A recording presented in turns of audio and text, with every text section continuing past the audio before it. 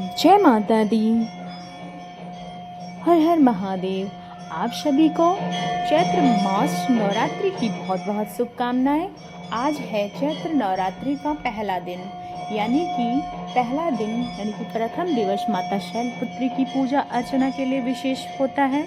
और इस बार चैत्र नवरात्रि का आरंभ हो गया है 19 मार्च गुरुवार से, और इसका समापन होगा 27 मार्च को, जैसा कि आप लोगों को पिछली वीडियो में हमने बताया था। आज ही चैत्र मास के शुक्ल पक्ष की प्रतिपदा तिथि को यह शुभ घड़ी है, जिस दिन से देवी दुर्गा का विशेष उपासना और आराधना आरंभ हो जाती है। वर्ष में 2 मुख नवरात्रि का पर्व आता है, और उसमें से एक चैत्र नवरात्रि आज अत्यंत शुभ संयोग बन रहा है, और इसलिए आज ही के दिन अत्यंत विशेष है। तो चलिए आज की इस मंगलमय दिवस पर आज से इन चैत्र नवरात्रि की पहले दिवस की कथाओं का श्रवण करते हैं। आज से आरंभ करके हम अपने चैनल पर प्रतिदिन प्रातःकाल नवरात्रि के 9 दिवस की पौराणिक कथा लेकर आएंगे, तो आप लोग उसे विधि पूर्वक श्रवण कीजिएगा और हमारे कमेंट के थ्रू हम लोगों को अच्छे विचार का साझा कीजिएगा। तो चलिए आज की यहाँ विशेष कथा आरंभ करते हैं। पहले दिन माता शैलपुत्री की कथा का आरंभ करते हैं। माँ शैलपुत्री की चैत्र नवरात्रि का व्रत कथा श्रवण करते हैं। और इसी के साथ अगर आप लोग चैनल पे नए आए हैं तो चैनल को सब्सक्राइब करते हुए जाइएगा, ताकि आप लोगों तक हमारी यह वीडियो पहुंच सके। जो देवी चंद्रमा अपने मस्तक पर अर्धचंद्र के रूप में धारण करती हैं, जो वृषभ यानी नंदी पर आरूढ़ है, जिनके हाथ में त्रिशूल सुशोभित है, वो माँ शैलपुत्री को मैं अपने वांछित लाभ की प्राप्ति हेतु हृदय पूर्वक प्रणाम करती हूँ। नवरात्र के प्रथम दिवस में माता शैलपुत्री की उपासना की जाती है। शैल का अर्थ है पर्वत और पुत्री का अर्थ है पुत्री, यानी कि पर्वतराज हिमालय की पुत्री। उनका दूसरा नाम है पार्वती और तीसरा नाम है हेमावती। माँ शैलपुत्री का वर्ण शुभ और श्वेत है। श्वेत वस्त्रों में सुशोभित उनके दाहिने हाथ में त्रिशूल और बाएं हाथ में कमल पुष्प है। वो वृषभ यानी कि नंदी बैल पर आरूढ़ होकर इसलिए वृषारूढ़ कहा जाता है। मस्तक पर अर्धचंद्र के आकार में चंद्रमा विराजते हैं और गंगा जैसी पवित्र लगती हैं। तो आज नवरात्रि के पहले दिन विशेष रूप से पीले रंग का प्रयोग किया जाता है। लोग यह रंग उल्लास यानी कि नव आरंभ का प्रतीक है। हम माँ शैलपुत्री की पौराणिक कथा सुनते हैं। पूर्व काल में जब देवी सती अपने पिता के घर गई थी, तो अपने पिता दक्ष प्रजापति के महायज्ञ में उन्होंने देखा था कि उनके हृदय में चीर दिया था। दक्ष प्रजापति ने केवल महादेव जी का अपमान किया, अपितु वह आमंत्रित भी नहीं किया था। उन्हें उनके ऊपर से भगवान शिव के बारे में अत्यंत अशुभ और अमंगल शब्द बोले जा रहे थे। देवी सती इस अपमान को नहीं सह सकी और उन्होंने योग अग्नि द्वारा अपने शरीर को भस्मीभूत कर दिया। जब महादेव को यह ज्ञात हुआ तो वह अत्यंत क्रोधित हुए, शोक सागर में डूब गए। पत्नी के वियोग में उन्होंने वैराग्य धारण कर लिया, घोर तपस्या में लीन हो गए। ब्रह्मांड के संकट गिरने लगे। तारकासुर नामक असुर अपनी तपस्या द्वारा ब्रह्मा जी से वरदान लिया था, उसकी मृत्यु केवल महादेव जी के पुत्र के हाथों से ही होगी।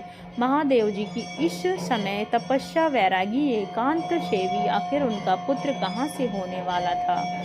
बस यही सोचकर तारकासुर ने यह वरदान मांगा था। तारकासुर का अत्याचार दिन ब दिन बढ़ रहा था।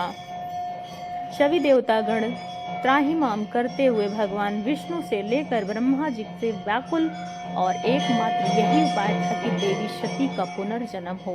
लेकिन आखिर कैसे होगा। देवी भागवत पुराण में उस पूरे आख्यान का सुंदर विस्तृत वर्णन मिलता है। दक्ष प्रजापति की एक पुत्री थी, उनका नाम था स्वधा, और वह पितरों से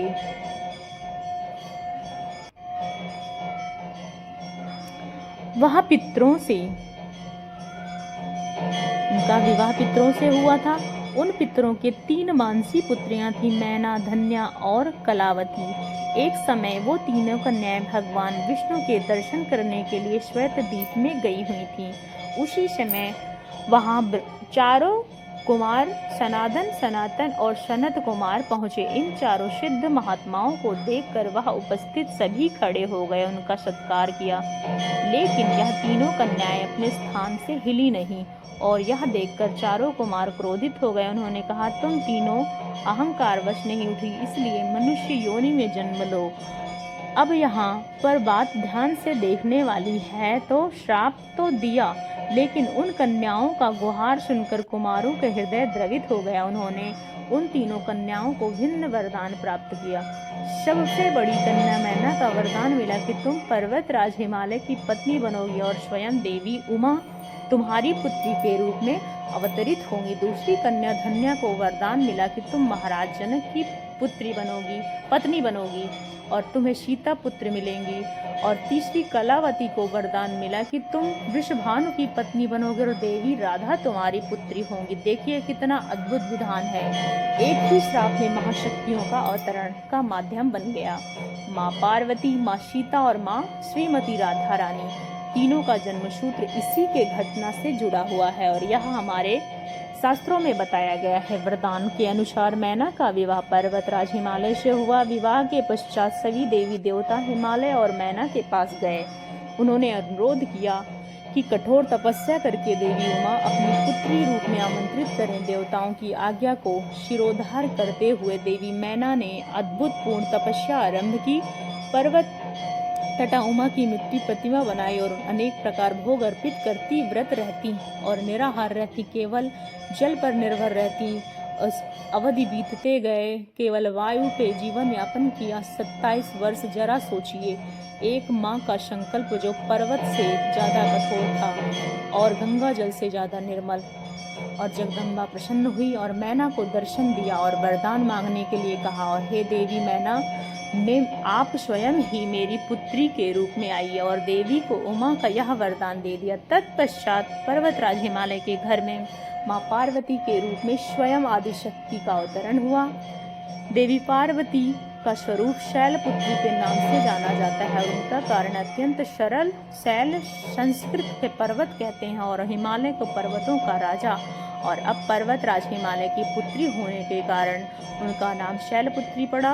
उनका यह अन्य हेमावती भी नाम हेमावती सुवर्ण आभा वाली। और उनके जन्म के स्थान पर ब्रह्मांड में एक नई आशा का उदय हुआ, एक नवीन ऊर्जा का प्रकट्य हुआ। और वह देवी जो आगे चलकर महादेव की अर्धांगिनी बनेंगे, स्कंद की माता बनेंगी और तारकासुर का वध का मार्ग प्रशस्त करेंगी। केवल वह व्यापारम वास्तव में दिखाया है कि मनुष्य को सदैव दिव्य नियोजन पर निर्भर रहना चाहिए और एक दिव्य नियोजन था ब्रह्मांड की रक्षा। अद्भुत कार्यक्रम। योग शास्त्र में माँ शैलपुत्री का संबंध मूलाधार चक्र से माना जाता है जो पृथ्वी तत्व की प्रतिनिधित्व करता है। जिस प्रकार पर्वत गिरी रहता है, उस पर माँ शैलपुत्री की उपासना साधक में स्थिरता, दृढ़ता और पृथ्वी जैसी धैर्य शक्ति प्रदान करती है। वृषभ पर आरूढ़ होने वाली माँ रूप में संदेह देती है कि धर्म की राह पर अडिग रहो। जो वृषभ स्थिर है, बलशाली होता है और माँ के हाथ में त्रिशूल, वह त्रिगुण प्रतीक है। और इस प्रकार तीनों माँ पर नियंत्रण है। आइए अब हम यह कथा यहीं पर समाप्त करते हैं और माता शैलपुत्री की कथा यहीं पे समाप्त हो गई है। बाकी आज से नवरात्रि का जो प्रथम दिवस आरंभ हुआ है, आप लोग उसको घट स्थापना सर्वश्रेष्ठ मुहूर्त के विधान से कीजिए और माता रानी का संदेश, माता रानी की पूजा अर्चना विधि हमने आपको अपने पिछली वीडियो में बताया है। माँ शैलपुत्री श्वेत रंग के अत्यंत प्रिय है, इसलिए उनके भोग में खीर का श्वेत मिष्ठान अर्पित करना चाहिए। घी का अखंड दीपक प्रज्वलित करें और इस दिन विशेष रंग का पीला पहने। अगर पीले वस्त्र धारण कर सकते हैं तो शुभ माना जाता है। माँ शैलपुत्री को विशेष मंत्र का उच्चारण करें। वंदे वांछित लाभ चंद्राम कृतम शेखरः वृषारु शूलधरा शैलपुत्रीम यश शिविनीम। इसके अलावा इस मंत्र का भी उच्चारण कर सकते हैं। या देवी सर्वभूतेषु शक्ति रूपेण शैलपुत्री रूपेण संस्थिता नमस्तस्यै नमस्तस्यै नमस्तस्यै नमो नमः। इस प्रकार माता दुर्गा की आहुति आवाहन करते हैं। माता रानी को पूर्ण श्रद्धा के साथ उनका पूजा अर्चना आराधना करते हैं, पौराणिक कथा का श्रवण करते हैं और उपवास का पालन करते हैं तो पूर्ण मनोभाव से माँ शैलपुत्री की कथा का श्रवण पठन करते हैं। दुर्गा सप्तशती पाठों का भी श्रवण करते हैं और यहाँ पर माता शैलपुत्री का कथा यहीं पे समाप्त होती है। हम आपसे अब दुर्गा सप्तशती के पाठ का आपको पहले अध्याय का सप्तशती पाठ हमने आपको पिछली बार जब गुप्त नवरात्रि चल रहे थे उस समय भी हमने आपको दुर्गा सप्तशती के पाठों का श्रवण करवाया था, लेकिन कई लोगों ने शायद उसको श्रवण नहीं किया। इसी के दौरान हमें यह दोबारा से करना पड़ेगा और आप लोग दुर्गा सप्तशती के प्रथम अध्याय से माता दुर्गा सप्तशती के पाठ का भी श्रवण कीजिएगा। तो यह थी शैलपुत्री माता की कथा। आगे आप दुर्गा माता रानी की जो चालीसा होती है वह आप श्रवण कीजिए और साथ ही साथ दुर्गा माता की आरती करके माता रानी की विधिवत 9 दिन की यह जो माता नवरात्रि है उसे विधि पूर्वक पालन कीजिए। तो इसी आशा के साथ हम आपसे विदा लेते हैं और अगली वीडियो में आप सबको फिर से मिलेंगे और वहाँ हमारी वीडियो होगी दुर्गा सप्तशती का पठन। तो आप लोग चैनल पे नए हैं तो सब्सक्राइब करते हुए जाइएगा, बेल आइकन को ज़रूर से ज़रूर प्रेस कीजिएगा क्योंकि विधि मुहूर्त घट स्थापना का समय और माता रानी का आवाहन कैसे किया जाता है यह सारी हमने आप सभी को अपने अपने वीडियो में आप लोगों ने श्रवण किया है। अगर आपने नहीं किया है तो आप हमारे जाके पिछली वीडियो में श्रवण कीजिएगा।